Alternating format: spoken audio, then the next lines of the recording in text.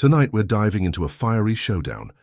British journalist Lewis Goodall takes on Netanyahu's mouthpiece Alon Levy in a clash that quickly spirals from sharp questions into a heated confrontation. Before we dive into the full story, comment where you're watching from and don't forget to like and subscribe so you don't miss the next one.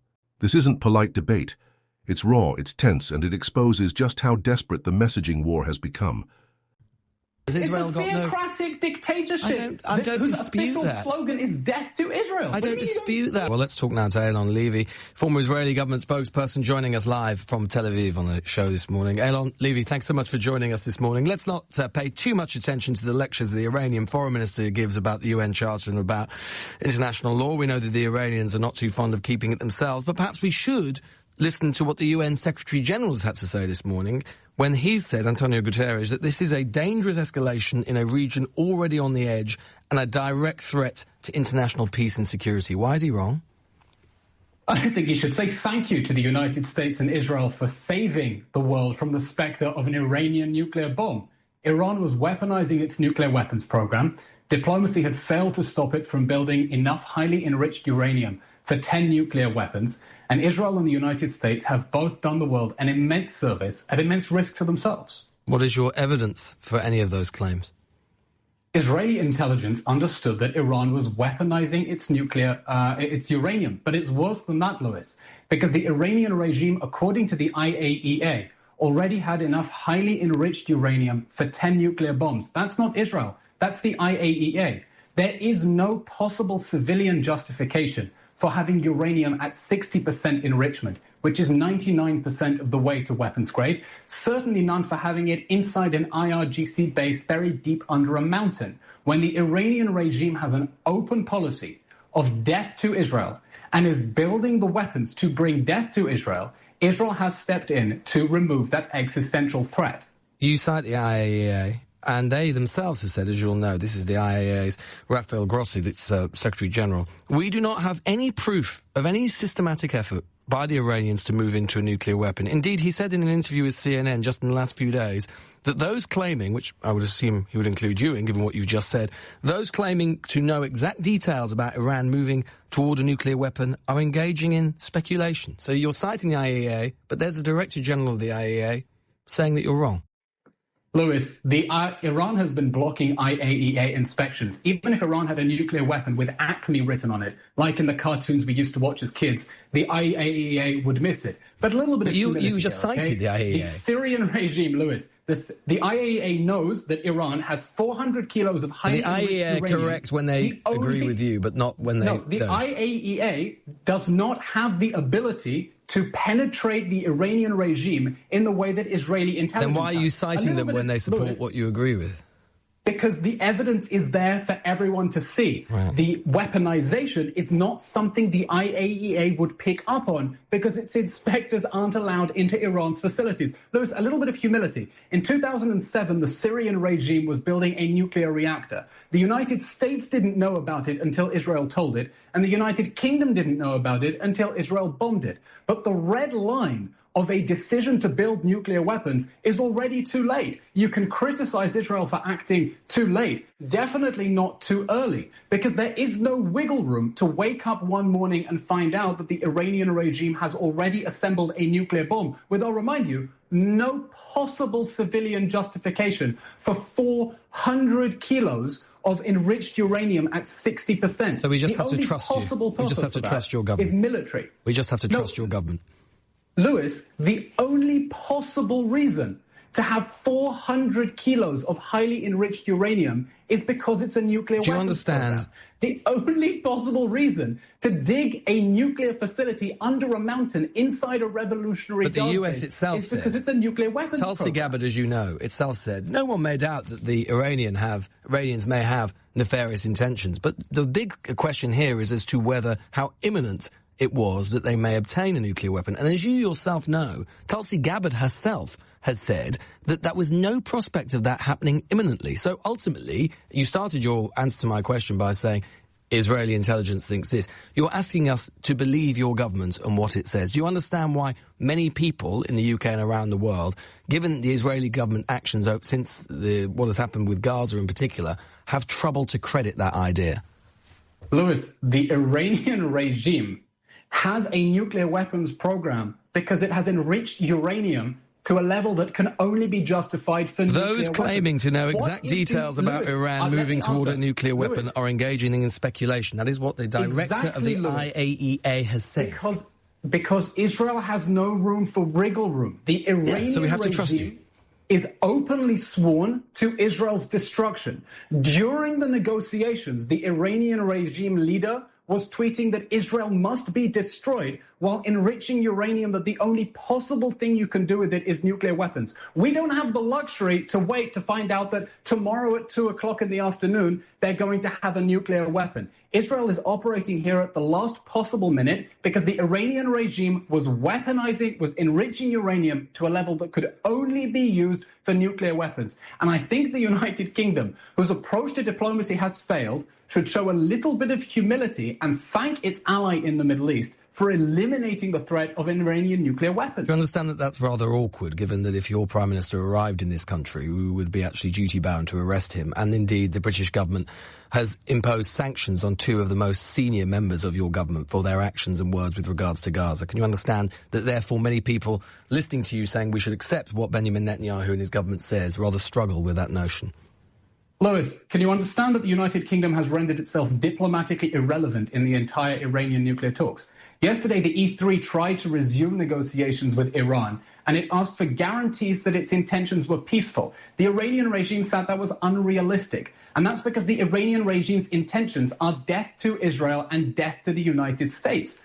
This regime, Lewis, has been waging a war of aggression against Israel since the October 7th massacre. That wasn't a one-off terror attack by Hamas. That was a regional war by the Iranian regime's proxy armies that attacked Israel practically in concert. And Israel is saying we cannot wait until the Iranian regime is 1 week away from nuclear weapons, which maybe you would say isn't imminent enough, or 20 minutes. Well, or Tulsi even Gabbard 5 said minutes. 3 years. 3 years. And then she later walked back her remark in accordance with President Trump's assessment and the assessment of CENTCOM that the Iranian regime could rapidly enrich that to 90% in a matter of days if it wanted to. Israel is the country with the eyes and ears on the ground in the Middle East that found out when Bashar al-Assad was enriching uranium and trying to build a nuclear weapon. Do you seriously believe? The United States didn't pick up on that. Is it seriously? Israel picked up on that. Is it seriously your contention that Israel right now is making the region safer? Absolutely, Lewis. That's despite the fact that the IAEA has consistently said that armed attacks on nuclear facilities should never take place. You're the one who started your answers by quoting and citing the IAEA, and yet when I quote something else that they've said to you which is very explicit, i.e. that these attacks should never have taken place because they're too dangerous to do so, you just dismiss it. Why the incongruity? Lewis, the only thing more dangerous than an attack on Iranian nuclear facility is an Iranian regime getting nuclear weapons. Diplomacy had already failed. The Iranians were using diplomacy as a cover to race towards nuclear weapons. The IAEA wasn't going to stop them. Its inspectors weren't even allowed to visit the Iranian regime's facilities. Israel has now, with its back against the wall, taken action to defang a regime that has sown chaos and violence and instability across the Middle East. And the fact that Syria and Lebanon now have a chance to break free from Iran's stranglehold and build new futures as sovereign states is thanks to Israel destroying the Iranian regime's proxy armies in the region, because the regional war that they launched on October 7th has backfired spectacularly in their faces, and this is the beginning of the end of that sorry chapter. Do you understand why many people may be sceptical of your Prime Minister's claims about an imminent Iranian threat? Because he's been saying the same thing for 20 years. This has been a long-term project for him. He's the boy who cried wolf. Lewis, do you need a reminder of the number of times Israel has reportedly eliminated Iranian nuclear scientists? Do you need a reminder of the number of cyber attacks? He's been saying that Iran's been on the verge, but he's been saying Iran's been on the verge of obtaining a nuclear weapon for 20 years, and it has never actually achieved it. So why should we believe him now? Of course it hasn't, yes. Because Israel has been successful in sabotaging the Iranian nuclear program. And indeed, there was a diplomatic effort with the JCPOA. With the famous Stuxnet effort.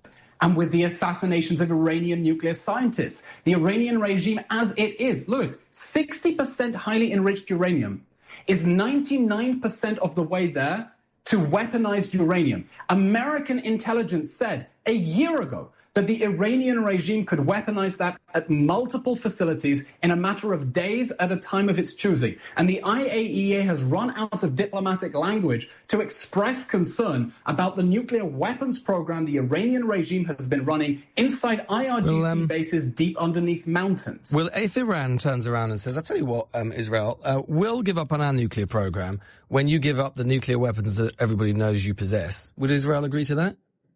I don't think the Iranian regime is in any position to be making demands right now. The Iranian regime had a demand. That demand was death to Israel and death to America. But can you understand from their point of view? Have said no. But can you understand from their point of view? You consider Iran having nuclear weapons to be a profound threat to Israel, which of course it is. Do you understand that the Iranian psychological response would be exactly the same? That they think Israel having nuclear weapons is a profound threat to them, and so on and on this goes. Lewis, Israel and Iran had peace until 1979. There were direct flights between Tel Aviv and Tehran. Israeli and Iranian football players played against each other at international matches. Everything changed when Iran was hijacked by a fundamentalistic, totalitarian, theocratic dictatorship whose open goal is death to Israel and death to America, and decided to enslave their own people and enslave the region in order to advance that nihilistic vision of the destruction of the state of Israel. This isn't about security. This is about a theocratic dictatorship that is determined to destroy the only democracy and the only Jewish state in the region. And the United Kingdom and other Western powers should be saying thank you. Well, of course, the only reason, of course, there are any inspectors in Iran at all is because it's part of the Nuclear Non-Proliferation Treaty that your own country is not signatory to. Can you understand why many people see a profound hypocrisy here? Lewis, can you understand how people see an absolute hypocrisy in the Iranian regime waging a war of aggression against Israel through Hamas, Hezbollah, and the Houthis, chanting death to Israel, using nuclear talks as a cover for saying that Israel must be eradicated, and then claiming that it was the victim of an act of aggression? Do you understand when you zoom out here that the Iranian regime has been trying to dominate the Middle East in order to advance its goal of destroying the only democratic country in the region? This isn't about security, Lewis. This is about a fundamentalist, theocratic dictatorship with many supporters. There are many who would look at Israel at the moment. Be very concerned. There are many who might look at the Middle East at the moment and think and argue that there's one country trying to dominate it, and it's Israel. Lewis, Israel is a country 1/80th the size of Iran with a population of 10 million. With nuclear weapons, Israel doesn't have the ability. Lewis, Israel is a tiny country, and I would surprise you and all of your listeners when I tell you there is nothing more that Israelis want than to be left the hell alone. Israel did not ask for the Iranian regime to surround it with a ring of fire of proxy armies, armed to the teeth with ballistic missiles in order to destroy this country. But that was the Iranian regime's plot, Lewis. Death to Israel was not a slogan. It was a policy. And the October 7th massacre was the opening salvo of the Iranian regime's regional war against Israel. Israel doesn't want to October the 7th, a profound failure of Israeli intelligence, of course, those same intelligence agencies you're now asking us to believe in credit with regards to Iran. One question, a final question about the UK's position. The UK is now calling for de-escalation. You know, Keir Starmer has said that. Your response to that? This is not the time to throw the Iranian regime a lifeline. The Iranian regime was closer than it had ever been to nuclear weapons and is now more vulnerable than it has ever been. President Trump is saying Iran should choose peace, and I think the United Kingdom should be saying we're not going back to the world that existed before October 6th. Iran must end its policy of aggression. No more death to America, death to Israel, death to England. It's time for peace. Would peace involve the cessation of illegal settlements in the West Bank and a cessation of the war in Gaza? Might that help Israel get to peace as well?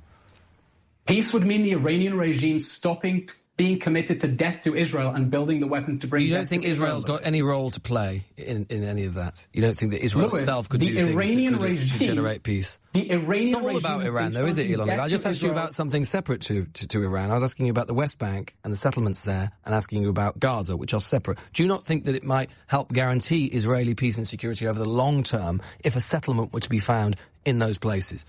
as part of the Iranian regime abandoning its war of aggression against Israel and calling off its proxies. It always the war sounds like someone else's fault. It always sounds like someone else's fault. Lewis, Has Israel it's a got no theocratic dictatorship? I don't whose dispute official that. slogan is death to Israel. I don't dispute that, but I don't dispute that. Sorry, I don't dispute that. What I'm saying is that Israel's own actions, many people would argue, in the continued illegal settlements in the West Bank and its continuing prosecution of a war without end in Gaza, which is terrorizing the population there, and many people have argued many have been starved. Israel is trying to starve them into submission. Does nothing to make Israel more secure over the long term, let alone the moral imperative of the effect on the people in those places. Lewis, Israel is more secure than it has been in a long time because it has vanquished the proxy armies that the Iranian regime built with the intent of invading Israel and destroying this country. The war with Iran has nothing to do with what's going on in Gaza because the Iranian regime has been openly sworn to Israel's destruction since the Islamic Revolution of 1979. And this is the time to demand that the Iranian regime end its terribly destructive policy of racing towards weapons of mass destruction and dominating the Middle East in pursuit of its vision of destroying the state of Israel. We had peace with Iran before the Islamic Revolution of 1979, and I can only hope it's only a matter of time till we... You know what? I don't even need to over-explain this one. The interview speaks for itself. Every time Lewis pressed with receipts, quoting the very same institutions Levy leaned on minutes earlier, Levy suddenly moved the goalposts. When the facts lined up with his narrative, they were gospel. But the moment those same sources contradicted him, suddenly they were irrelevant. And notice the pattern. Whenever accountability came up, Levy deflected. It was never Israel's responsibility. It was always Iran or Hamas or anyone else.